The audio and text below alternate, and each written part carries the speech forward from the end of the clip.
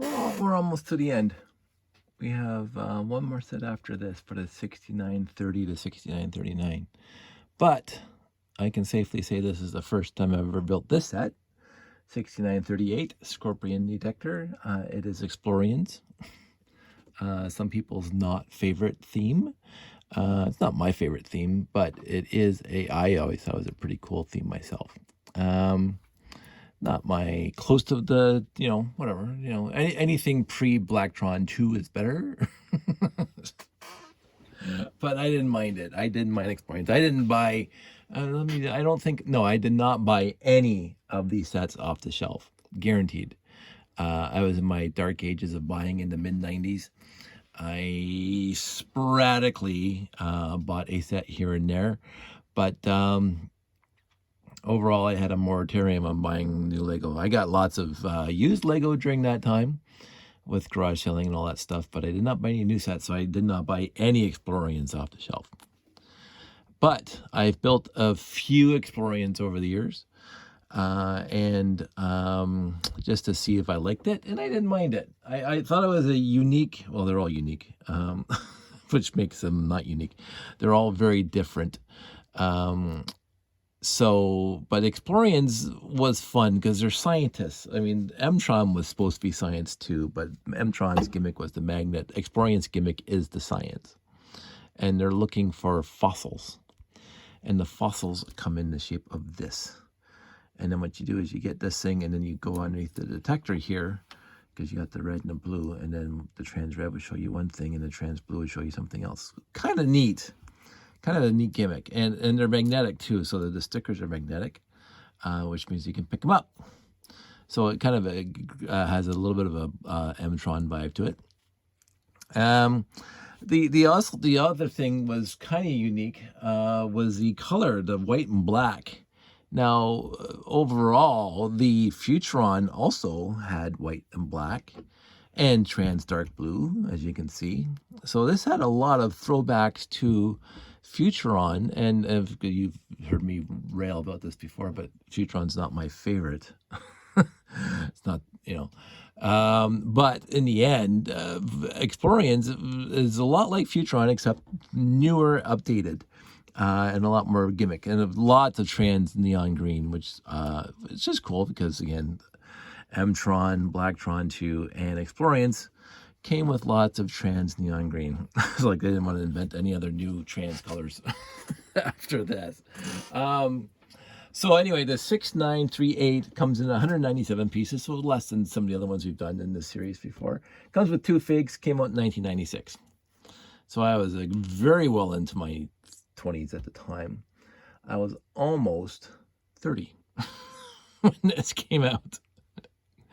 I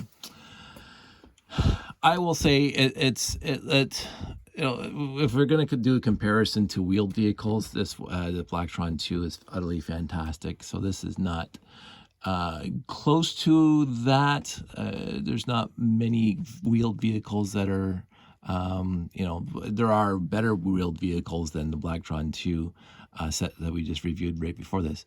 But in the end, I like saying that. This one's pretty good. I do find it does come apart. It's just got the little hinge latch thing there. That this thing seems awfully wide and short and stubby, but that's the science part. So you pick this thing up, you pick up the fossil with this side, and this is the side that you deduce what is actually. This shouldn't come off like that. Deduce what it's actually showing between the trans red and trans blue. The big canopy, dark blue canopy, always cool to have. The minifig in there has a nice little console to do stuff with, to see how you're navigating and moving around. This is almost the biggest sin of open air cockpit at all. This whole side is open here. And there's a little bit of a gap here along the edge here. But what are you gonna do? I'm not filling that in. This one wing piece, a lot of people didn't like it. I kind of liked it. It grew on me. Again, I didn't have any because at the year that they were released, because of course I didn't buy any Explorians. But after I got some, and I'm on Lugnet afterwards, and I'm seeing what everybody else is doing with them, I actually did not mind the big wing piece that came. Oh, I gotta fix that. That's not sitting. There we go. I just built this thing, so I should actually go through it and look at it before, I do a video. So I didn't mind the big wing piece with these things inside, these holes. I always thought they're kind of cool. I built the biggest ship, Explorian's biggest ship, I would say a dozen years ago, just to see if I could, and I could. And I'm sure I'll get there now because, we're getting pretty close. So I didn't mind the big wing pieces. I don't usually use them in my layouts because, it doesn't look like classic space does. But this thing, the back end, again, this is detector. This is the detector part of the Scorpion Detector, and these guys go around looking for fossils. So it's kind of neat. This really harkens back. This back end really harkens back to Futron. I find just by looking at it, and then building it, it just reminded me a lot of Futron. I like this set. The building was fun. The wheels, it comes with 6 medium-sized or large tires, medium tires and 2 small tires. And enough pieces to keep it interesting. And it does really much remind me of Futron, and it does really remind me of science and exploration. And it looks suitably suited, as they say. I don't know if I can say that nicely. Suitably suited for what it's doing, which is looking for fossils, Explorians. This thing looks cool. This guy swivels around with his little detector here.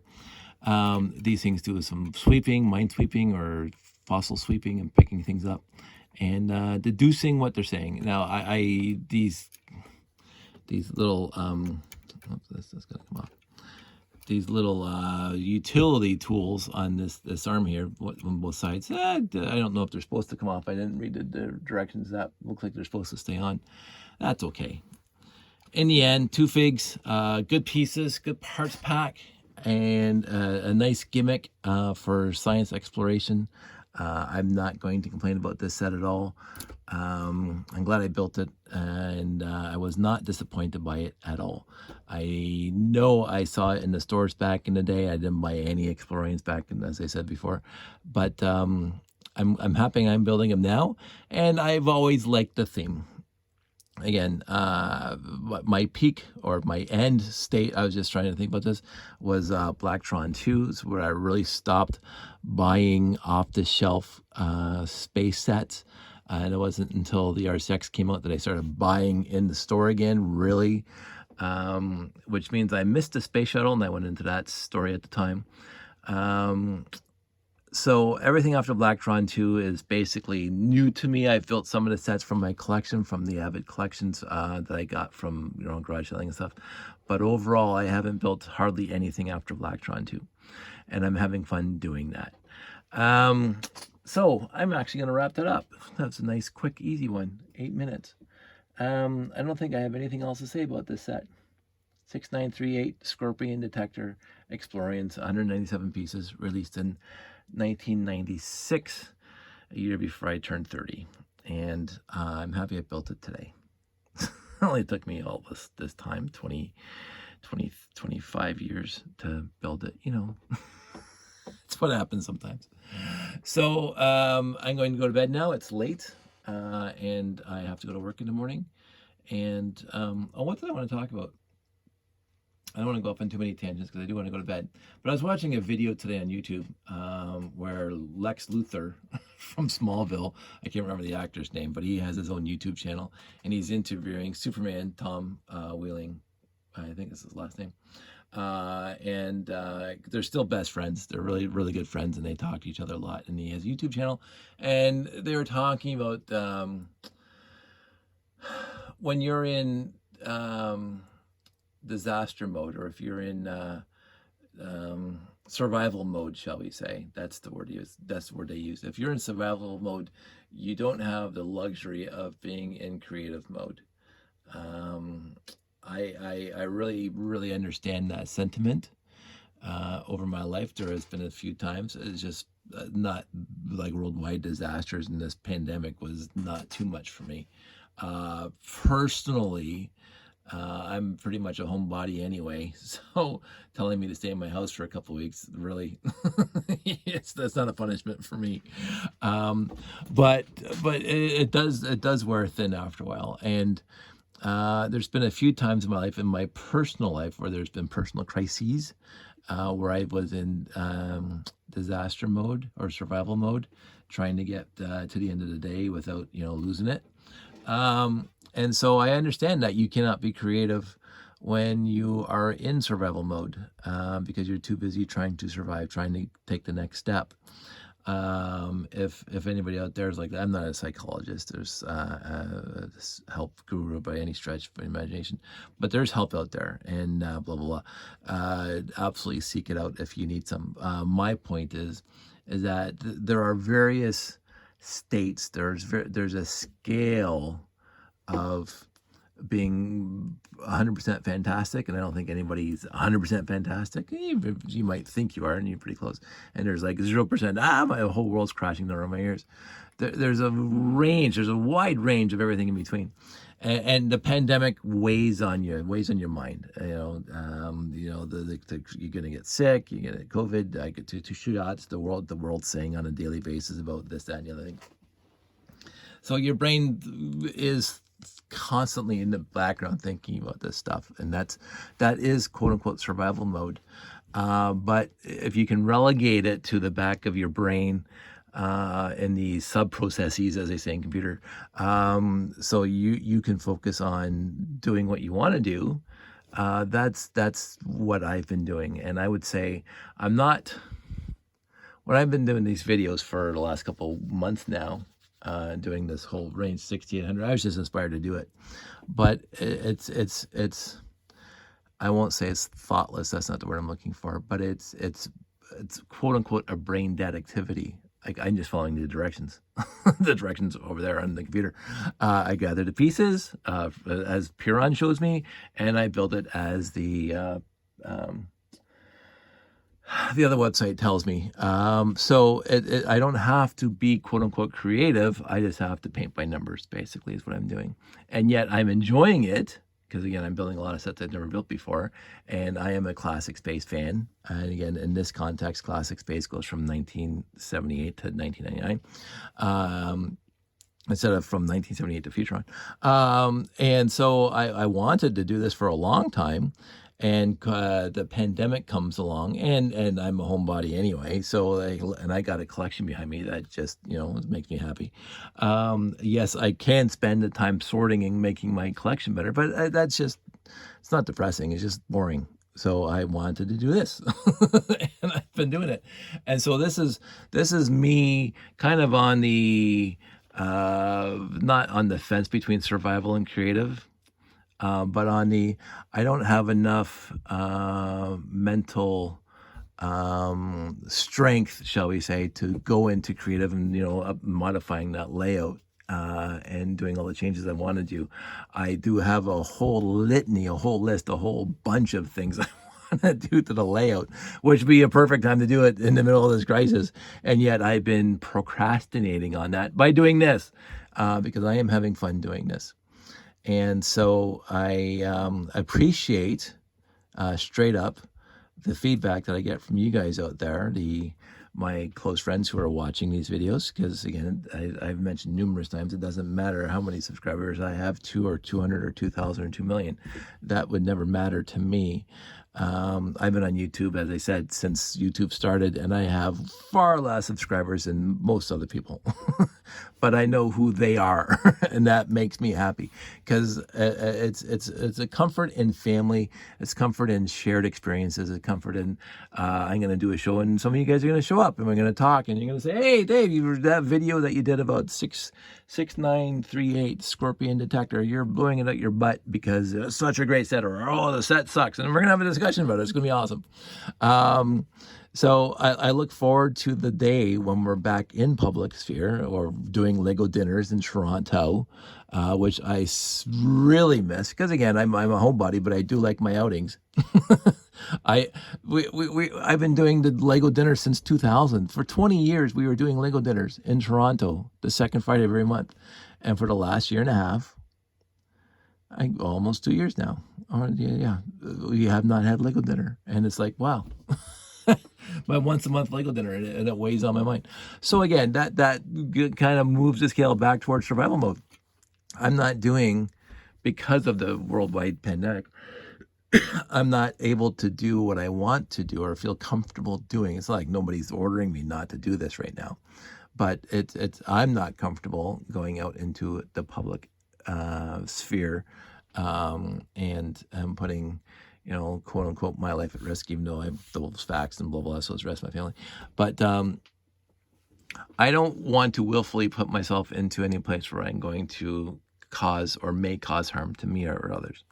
So that's kind of been a life statement for me. I have no issue with pain, and I have been sick many, many times in my life. And so I don't mind. I don't go out of my way to be this bubble boy. And people know that I've thrown myself into almost any situation without due consideration for my health. So, but I don't needlessly and recklessly go into these situations. So there is no Lego dinner for the foreseeable future, at least not under my umbrella of Lego dinners in Toronto. But I'm thinking in the new year, if things are going the way they're going, I think we're going to start it up again. We're going to go back, hopefully, the second Friday of every month. I don't even know if the Swiss Chalet exists anymore. I hear rumors that it doesn't, the one that we used to go to. But as I say, I'm not in survival mode, but I'm not in creative mode either. I'm kind of walking that little fence line. And so this is creative enough for me, where I get to paint by numbers, follow the instructions, and come up with something that, I appreciate. I appreciate all of Classic Space. I do. Even Robo Force. I mean, it's the least of the best. But it is still, we'll get there at some point. I don't think I've had one Robo Force set in this series yet that I've created. But 6939 or 6938 is done. We are going to be doing 6939 next. It'll be the last one, of course, in this series until we get to the 6940s. And 6940s are going to be awesome again. I know I have a bunch already built for 6940s. So I had to build basically all of these in the 6930 series. Thankfully, there was a whole bunch of gaps. But the 6939 Saucer Centurion Spirius, again, never built it before. I'm going to start gathering the pieces, not now, because I'm going to go to bed. It's way too early in the morning for this. So if you are in survival mode, don't let it get to your brain state where it starts making you depressed. Survival mode doesn't need to necessitate depression. Survival mode is just what it is you're surviving from one day to the next. A lot of people are in survival mode right now, just trying to get through the day, and know that shared survival is better than standing alone trying to survive. And know that you're not alone, and know that everybody has their days of ups and downs. And what I'm doing right now is I'm doing things that obviously make me happy, and taking my mind off a lot of stuff. Not huge stuff, but a lot of stuff. And so just find a little tiny something, a little corner in the world, a little tiny, whatever it is, wherever your comfort zone is. You don't have to dive into it and go, what's crazy with it, but just do something. Just sit back, let your brain think about something other than surviving. And this is what this is for me. So that was a really appropriate and serendipitous video that I saw from Lex Luthor and Superman from Smallville, talking about survival mode versus being creative mode. And I really, really, really related to it. And I started thinking about my life as it has been for the last year and a half. And at the beginning, it was pure survival mode, trying to understand what we had to do one day to the next to keep me and my family safe. But now that basically everything is understood scientifically overall about what will reduce or mitigate the risk, and we are abiding by all the mitigations. We do what we can. If we get sick, we get sick. But we are doing everything we can to not get sick. And thus far, it's been working. So we're not going to give that up. And this is why there's going to be no Lego dinners, even though that would make me extraordinarily happy. So, but I'm thinking if everything goes well and the fourth wave gets dealt with in the new year in January, February, um, we'll see what we can do about Lego dinner again. I bring this up because I did get an email this weekend. The couple of shows I did before the lockdown for the guy out in Mississauga, the Collector Con, whatever it was, that I had a pretty good time at. I got an email from them saying, "Hey, there's gonna be one in October," and I said, "I'm not going. I'm really not going." First of all, I don't think I'll ever do his show again. The last time we communicated, I found him to be abrupt and a little off-putting. And I'm not saying that people came to the show to view my layout, but I'm putting all this work and effort into a display for his show. I'm doing it for no money. I'm doing it just because I like, doing public shows. And he didn't seem to be that interested. He wanted to stuff me into a small back corner somewhere because, again, all the money he makes is for selling all the space on the floor, in the convention room floor, to vendors. And I get that, but historically speaking, when we used to do the toy train and doll shows and the hobby shows and all the other shows way back in the day, we got a little stipend, which wasn't a lot, but who cares? But the organizers appreciated the exhibitors. They appreciated the vendors too, because people want to come and sell stuff, and that's how it pays for the building when they rent their little 20 by 20. But exhibitors is what, honestly, it's a huge draw for the audiences, the people, the crowds that want to come to the show, is having exhibitions. That's the whole point. Like if you just want to have a little flea market, then have a flea market, right? But if you want to do a toy train and doll show or a collector con, whatever you want to call it, then you have to have something besides vendors that are selling stuff. You have to have a display or some people displaying stuff. The Toy Train and Doll Show, there was always 5 or 6 or 10 layouts, train layouts from the variety of train enthusiasts, model train enthusiasts in the area. And I loved that because you got to talk to the train guys. The hobby show had the mechano guys and the little pond out back where people were doing RCs and stuff like that, RC cars, and the boats and submarines, RC submarines. I thought that was the coolest thing ever. And then we were there with our Lego layouts, our Lego display, utterly fantastic. And yet this guy doesn't seem to be that interested, and that's fine. I don't go where people aren't interested. There was no sweat off my nose. I can do other things with my weekend than set up and take down. But I do hear rumors from friends that are looking to do shows themselves to be like a pure Lego show. That'd be utterly fantastic. And I will be there in the new year. I don't think I plan on being to any show in the rest of this year. We're already in September, and the fourth wave is hitting us, and I don't want to expose myself or my family to greater risk at this point. I'm just being cautious. It's my whole life. I don't have a problem with pain. I don't but I don't go deliberately looking for it either. So anyway, I did say I was going to wrap this up, and we're at almost the 30-minute mark. So no shows this year for me.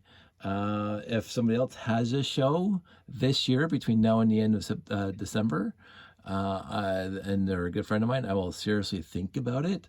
But right now, there's nothing on the horizon that I've heard about, and I'm not really that interested in doing a show this year. Next year, it's wide open. Next year, I hope to hit a couple. Sandy and I talked about already. We hope to hit a couple Lego conventions on the East Coast in the States, if and when they open the border, because Brick Fest was for me. Oh my goodness, almost 20 years ago. It'll be 18 years ago next year, because 2004 was the last time I was at Brick Fest. And and taking Josh to do the week before and see DC and the Capitol and all that stuff, a lot of history there that I think he'd be interested in. I know I am. So we will be doing, not obviously not Brick Fest, but I think there's Brick Fair Virginia that we're talking about. I think my friend Jeff is going down to Alabama. We're not. Maybe next year. I would miss my friend Chris again, and Dana and everybody down there. But we're not doing it this year, and I'm sorry we're not. And but we are being cautious, and it is what it is. So hit this 25-minute mark. I'm going to cut this now. We're gonna wrap this up. Everybody stay safe, take care. Thank you for watching. Thank you for posting comments on my threads. It does make me feel good to see that I have some really good and dear friends out there who are interested in me rambling on and on and on. And I love interacting with my friends and on this hobby. And I'm going to complete this little quest, and that might not be completed within a week. But I'm gonna keep on going as I go and just get the videos up when I can. So you guys all stay safe, take care, don't sweat the small stuff, take some time for yourself, do something that you love to do, do something that is easy on the brain or complex, depends, whatever floats your boat. You guys all stay safe. Talk to you soon.